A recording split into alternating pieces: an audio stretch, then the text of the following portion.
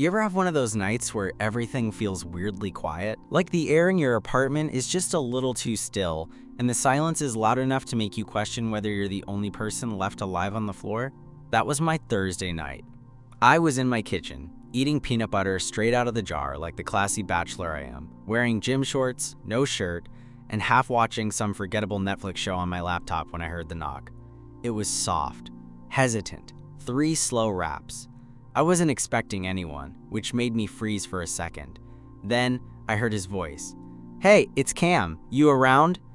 My stomach flipped. Cam, as in Cameron, my neighbor from 2 doors down. Straight, hot, endlessly friendly Cameron with the messy blonde hair, always in basketball shorts, who said bro way too often and always smiled like life was just a little bit easier for him than the rest of us. We weren't close, exactly, just hallway friends. The kind who helped carry each other's Amazon packages upstairs, borrowed jumper cables, maybe chat for a minute outside the mailboxes. But that was it. He had his friends. His hot girlfriend, usually.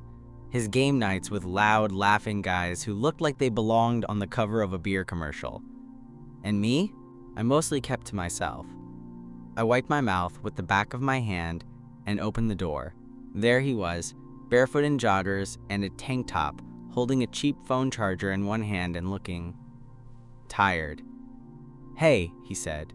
"Sorry, is this a bad time?" "No, not at all," I said, stepping aside automatically. "What's up?" He scratched the back of his neck, and I noticed a faint pink flush creeping up the side of his throat. My charger just died.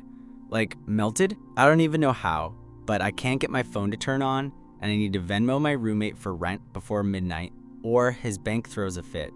Any chance I can borrow one for, like, 10 minutes? I nodded, already turning back inside. "Yeah, sure, I've got a few." He followed me in, glancing around like he hadn't been expecting to step into someone else's space. "Nice place," he said.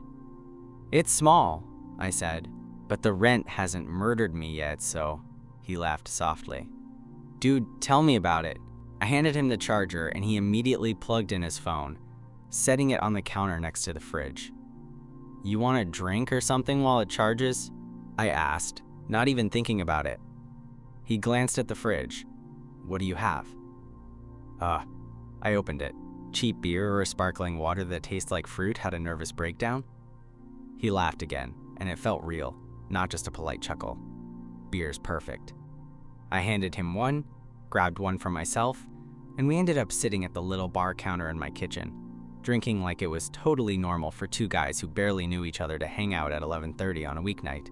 He started telling me about his job. He worked at a climbing gym, part-time, and also delivered for DoorDash while figuring out what he actually wanted to do with his life. I told him I was a freelance editor, which either impressed people or made them ask if I was unemployed. By the time his phone buzzed back to life and he paid his roommate, we were both a beer and a half deep, and somehow the conversation had drifted into music and old high school stories. He had a way of leaning on his forearms when he talked, casual but locked in, and I couldn't help but notice how his biceps flexed under the thin fabric of his tank top. At one point he looked up and said, "You're easy to talk to." I smiled. "So I've been told, usually by therapists." He laughed again, tipping his head back this time. "Nah, I mean it. Most people I hang out with just talk about the same stuff over and over. You're chill." I didn't know what to say to that, so I just nodded. It was after midnight now. Cam glanced at the door, then back at me. "You mind if I hang here a bit longer?" he asked. "Honestly, my place is kind of a war zone right now. My roommate's drunk and fighting with his girlfriend over speakerphone. I can hear it through the walls." I hesitated for a second, then shrugged. "Sure. Couch is open. Want another beer?" He grinned. "Yeah, why not?" We drank a little more, watched the tail end of some comedy special on Netflix. Eventually, I turned the lights down and tossed him a blanket from the hall closet. He stretched out on the couch, one arm behind his head, the blanket only halfway over his legs. "Thanks again," he said, his voice softer now. "No problem," I replied, trying not to look too hard at the way his shirt had ridden up slightly, revealing a strip of skin at his waist. I turned off the TV and went to my room. The apartment got quiet again. But this time, it didn't feel so still. It felt like something was hanging in the air, something unspoken, and I had no idea what it meant yet. But I was gonna find out. I didn't sleep well. Every time I started to drift off, some part of my brain kept reminding me that Cam, hot, laid back, straight Cam, was passed out on my couch, in my apartment, in sweatpants. Probably half covered in that too small throw blanket I kept meaning to replace. At one point, I rolled onto my side and stared at the wall, trying to force my mind to shut up. It didn't work. I heard a creak. Not loud, just the soft sound of the couch frame shifting. Then a light thump, bare feet on my hardwood floors. I held my breath. A moment later, I heard my door open. Slowly, like he was trying not to wake me. I stayed still. The door didn't open all the way, just enough for me to see a sliver of light from the hallway bleed in across the floor. "Hey," he whispered. I turned over. "Yeah?" Cam stood there in the doorway, silhouetted in the dim glow from the kitchen. His hair was a mess, one side of it stuck up like he'd rolled around a bit too much on the couch. He rubbed his neck. "This is gonna sound weird, but can I crash in here? Just for the night?" I blinked. "What?" He stepped into the room a little more, voice still low. "I don't know, man. Your couch is all springs, and I haven't been sleeping well lately. Something about being in my room, or the walls being thin, or I don't know." I sat up a little. "You want to sleep in here? With me?" He shrugged one shoulder. "I mean, not with you. Like, not trying to be weird. I just figured maybe you've got more space in here. If not, it's cool. I'll go back out there." I hesitated. He was standing there in loose sweats and a white t-shirt that clung just enough to show the outline of his chest. There was something about the way he looked, relaxed but unsure, that made it harder to say no, so I didn't. "It's fine," I said. "I've got a queen bed. As long as you don't snore like a chainsaw." He smiled faintly. "Not unless I've had tequila." And we definitely didn't have that. I shifted over, pulling the covers back a bit, and he climbed in like it was nothing. Just two bros, sharing a bed. Totally normal. The mattress dipped under his weight. We lay there in silence for a moment, the only sound the low hum of the fridge out in the kitchen. "Your bed's way more comfortable than mine," he said, voice muffled against the pillow. "I mean, yeah, I don't buy my mattresses off Craigslist," I replied. He laughed softly. "I deserve that." I turned onto my side, facing away from him. I could feel the heat of his body behind me, just barely. Not touching, but close. Closer than I thought he'd actually get. Then he moved, shifting, stretching, maybe trying to get comfortable, and his knee bumped into the back of mine. He didn't move it. Neither did I.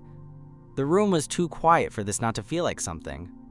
And suddenly, I wasn't tired anymore. Not even close. "You good?" I asked quietly. "Yeah," he said after a second. "You?" "Yeah." Another silence. Then his voice came again, softer now. "Hey, can I ask you something?" "Sure." He hesitated. "You ever, wonder about things?"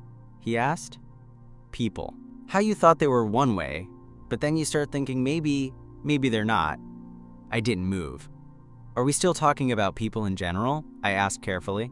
He didn't answer at first. Then I felt his fingers brush lightly against the back of my hand, where it rested on top of the covers.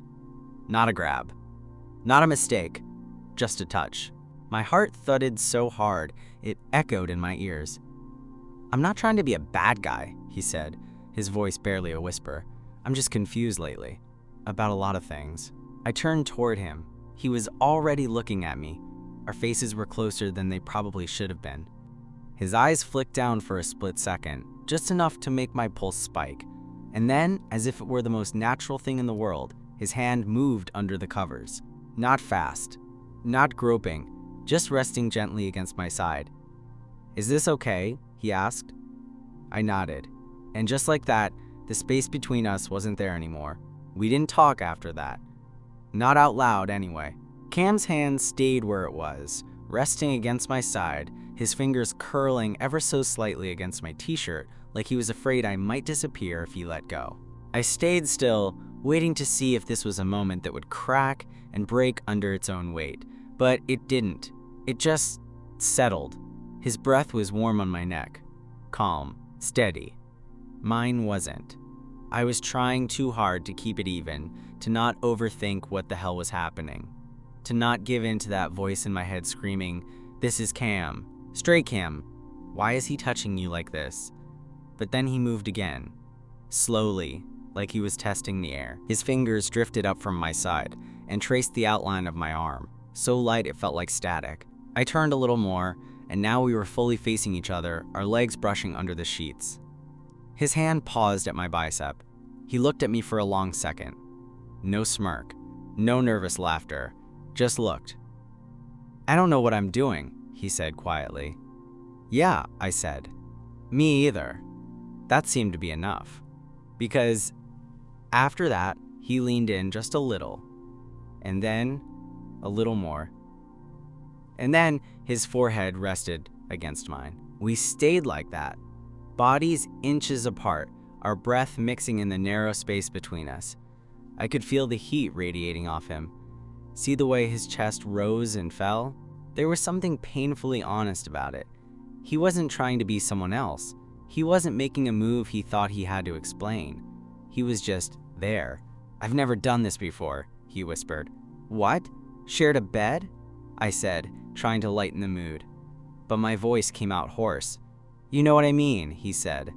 His hand moved again, this time across my back, slow and firm. There was nothing accidental about it. Nothing casual. I swallowed hard. "You don't have to do anything," I said. "I want to." I didn't know what that meant. If he meant physically. If he meant just being close to someone without having to explain why it felt right. I didn't ask. I didn't want to break it. His fingers trailed under the hem of my shirt. Tentative. Testing. I shivered. He felt it. "You cold?" he asked, his voice barely above a whisper. "No." Another pause. "Are you?" "No." Cam let out a breath that sounded like relief. Like he'd been waiting for something. Permission, maybe. Or proof that he wasn't the only one in his head tonight. And then he kissed me. Not like a guy trying to prove something. Not like a joke, or a dare, or some drunken mistake. It was slow. Almost hesitant. Like he'd thought about it 100 times, but never let himself try. When he pulled back, his eyes searched mine. "You okay?" he asked. I nodded, stunned. "Yeah." He looked like he wanted to say more, but didn't. Instead, he slid his hand up to the back of my neck, fingers splaying wide as he leaned in again. This kiss was deeper, less cautious. His body pressed closer, his legs sliding over mine under the blanket, his breath quickening. I wrapped my arm around his waist, pulling him in without really thinking. It felt instinctual, familiar in a way that caught me off guard, like this wasn't the first time he'd wanted this, just the first time he'd let himself have it. There was nothing forced, nothing confusing about the way his mouth moved against mine, or the way his hand gripped my side like he was grounding himself. Whatever he thought he was, whatever label he wore when he walked back to his apartment every night, none of it mattered here. Not in this bed, not in this moment. Cam pulled back slightly, his forehead resting against mine again. "I don't know what this means," he said. "You don't have to," I whispered. His hand found mine under the blanket, our fingers intertwined. And then, for the first time all night, we just breathed. Quiet, still, together. When I woke up the next morning, it took me a second to remember why I was so warm, and why I couldn't move my left arm. Cam was still asleep, half on top of me, his head tucked into the curve of my neck, one arm draped across my chest like it had always belonged there. His breath was soft and steady, His fingers twitched slightly every few seconds like he was dreaming, and all I could think was, what now? It wasn't the kiss, or even the way he held me through the night like he didn't want to let go. It was the fact that he stayed. No one had ever done that before, not like this. There was no rush to escape, no immediate retreat to just friends territory. He was still here, in my bed, in the sunlight, in the quiet mess of morning breath and tangled limbs. I didn't know what to do with that. I laid there for maybe 15 minutes, just watching the ceiling, waiting for the moment when he'd stir, realize where he was, and bolt. Or laugh, or apologize, or say something dumb like, "That was weird, huh?" But he didn't. Instead, he shifted, muttered something incoherent, and blinked awake, squinting at the light coming through the window. Then he looked at me. No panic, no confusion, just a sleepy kind of awareness. "Hey," he said, voice rough from sleep. "Hey." He looked down at our hands still loosely intertwined on my chest and slowly slid his fingers away, but not like he was ashamed, more like he wasn't sure if he still had permission. I sat up a little. "You okay?" He nodded, rubbed his eyes. "Yeah, just tired. Didn't sleep much this week. Last night was the first time I actually passed out." I gave him a look. "Because my bed is that comfortable?" He cracked a small smile. "That, and maybe you." That caught me off guard. He said it like it wasn't a big deal, like it didn't completely detonate the rules I thought were still in place. He ran a hand through his hair. "You probably have questions." "Maybe a couple?" He let out a breath, sitting up too, legs crossed at the edge of the bed. "I've been thinking about this for a while. Not just last night. Like this part of me. I never really let it surface. I figured it wasn't serious. Just thoughts, you know?" "Yeah," I said. "I know." "I've never told anyone," he added, glancing over. "Not even myself, really.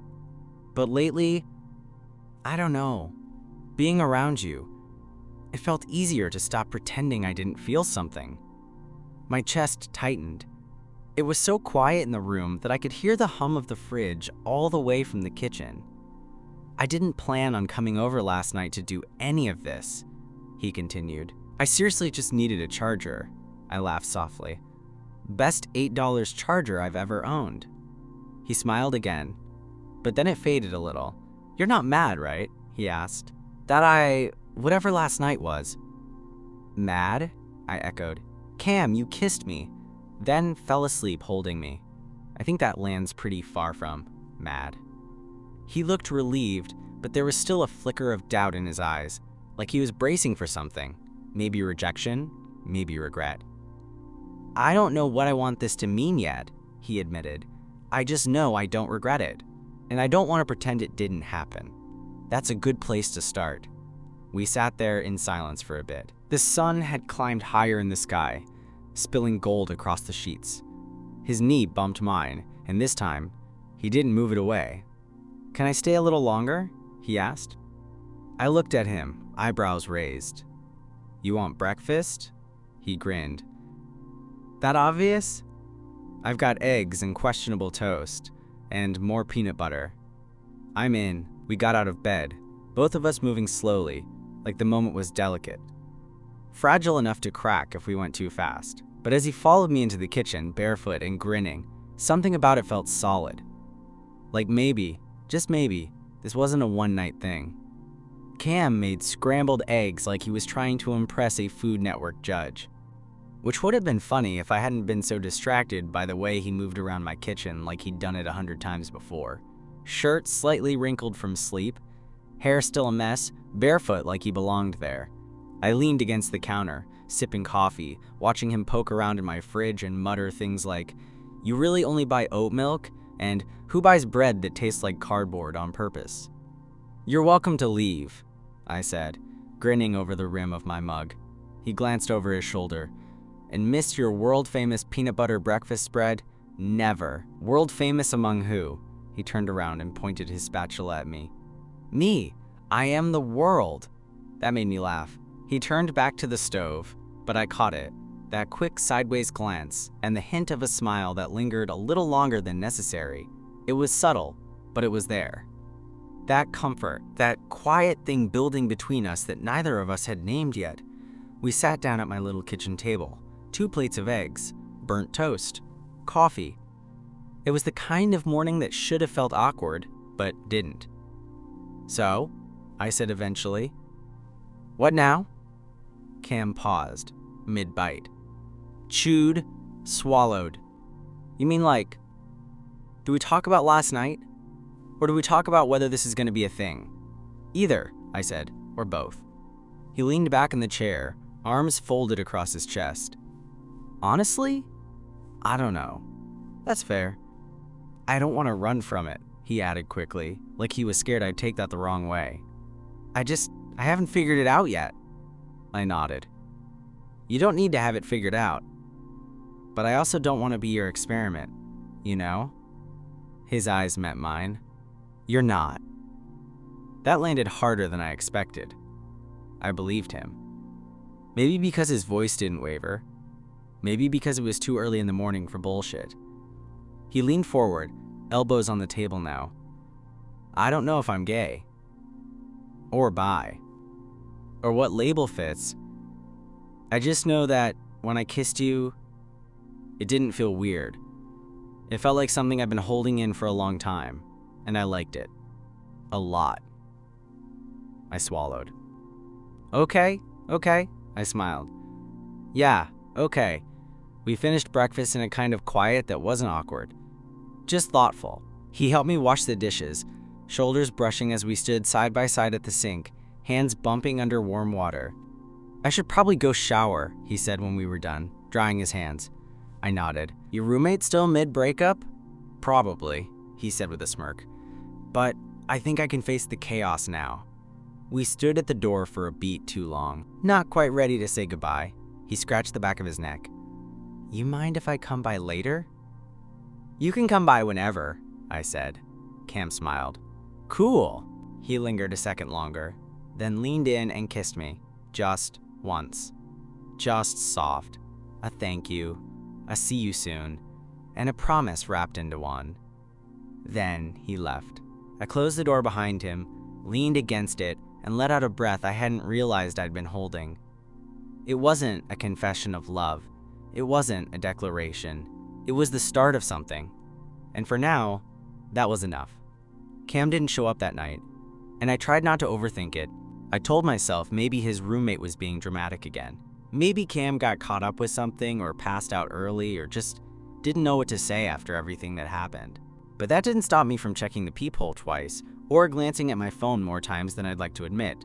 The next day, nothing. By the third, I started thinking, maybe I'd imagined it all. Like maybe it had been one of those weird, quiet moments people slip into when they're lonely or vulnerable or just need to feel something. Maybe it didn't mean what I thought it did. Maybe it didn't mean anything at all. And just when I had finally convinced myself to drop it, stop waiting, stop hoping, I heard the knock. Same as before. 3 soft raps. When I opened the door, he looked wrecked.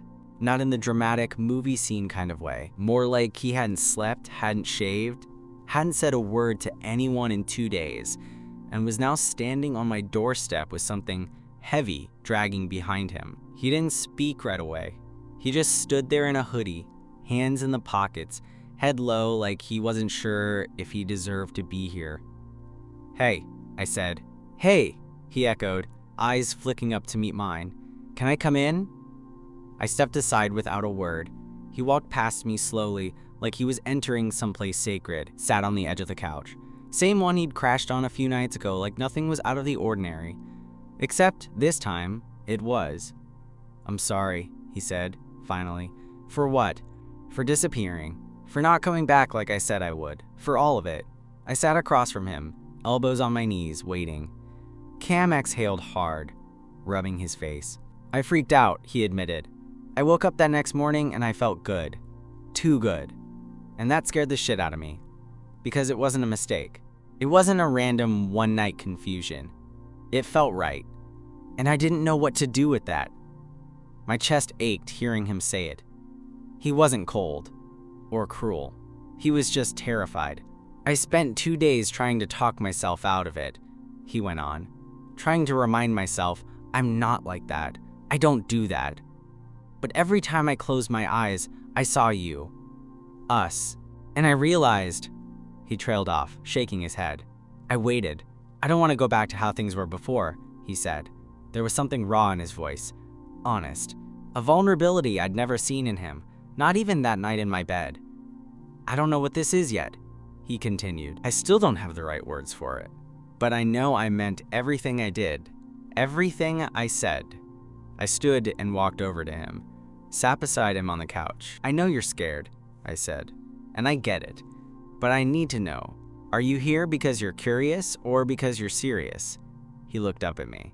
And then, without hesitation, he said, serious.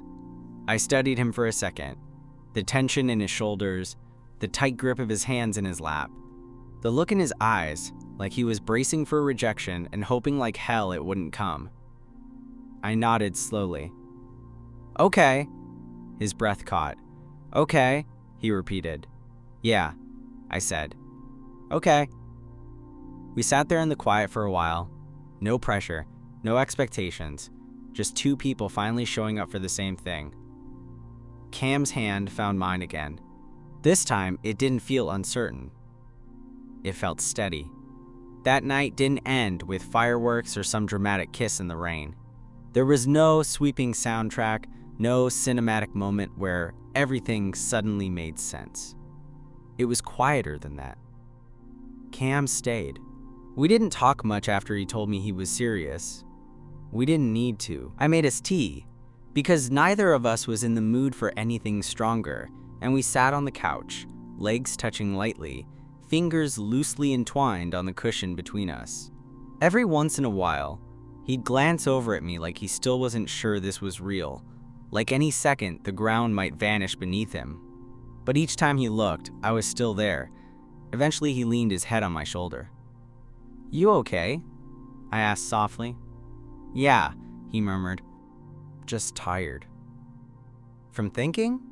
From pretending. That hit me harder than I expected. I didn't realize how heavy his silence had been until he started putting it into words. And maybe he didn't even know the weight of it until he set it down. We stayed like that for a long time. Just two guys on a couch in a dim apartment, letting the silence mean something for once. And then, around midnight, he looked up at me. You still got room in your bed? He asked. I raised an eyebrow. You planning to sleep or talk all night again? I'm planning to fall asleep next to you, he said simply. That cool? I nodded.